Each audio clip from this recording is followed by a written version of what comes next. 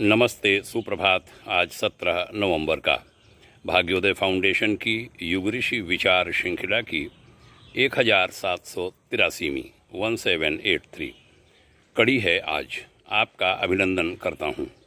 गायत्री विषयक शंका समाधान। आज की पुस्तक पृष्ठ 13 से विषय उद्धृत है। तब कर्म के आधार पर वर्ण निर्धारण होता था।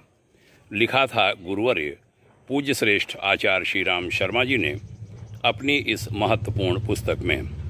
प्राचीन काल में वर्ण व्यवस्था जन्म वंश पर नहीं बल्कि गुण कर्म स्वभाव पर आधारित थी। वर्ण बदलते रहते थे। वंश और वर्ग का कोई सीधा संबंध नहीं था। उन दिनों सामाजिक व्यवस्था में कुटिलता अपनाने और कुकर्म करने वालों का सामाजिक बहिष्कार होता होगा और उनके नागरिक अधिकार छीने जाते होंगे।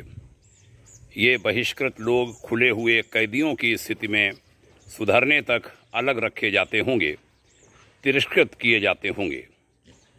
उसी सामाजिक वर्ण व्यवस्था में संभवतः उन अस्पृश्यों में गायत्री का अधिकार छीन जाता होगा।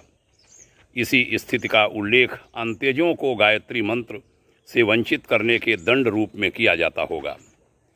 जो भी हो, आज वैसी सामाजिक दंड व्यवस्था नहीं रही। फिर कर्म के अनुसार वर्ण व्यवस्था का आधार भी नष्ट हो गया।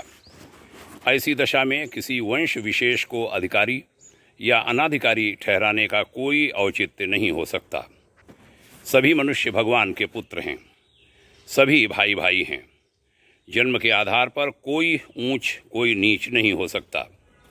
उत्कृष्टता निकृष्टता का एकमात्र आधार मनुष्य के सत्कर्म दुष्कर्म ही हो सकते हैं। इन तथ्यों के रहते किसी जाति विशेष किसी वंश विशेष के ही लोग गायत्री के अधिकारी नहीं हो सकते।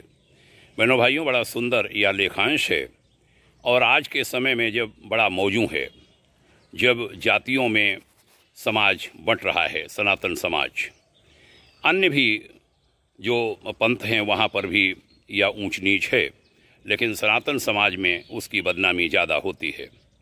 इसको ठीक करने के लिए आवश्यकता है वर्ण व्यवस्था को समझने की और उसके मूल स्वरूप को आगे लाने की। आज के संदेश को आपने सुना। साधुवाद। आपके उज्जवल भविष्य की शुभकामना करते हैं। ओम शांति।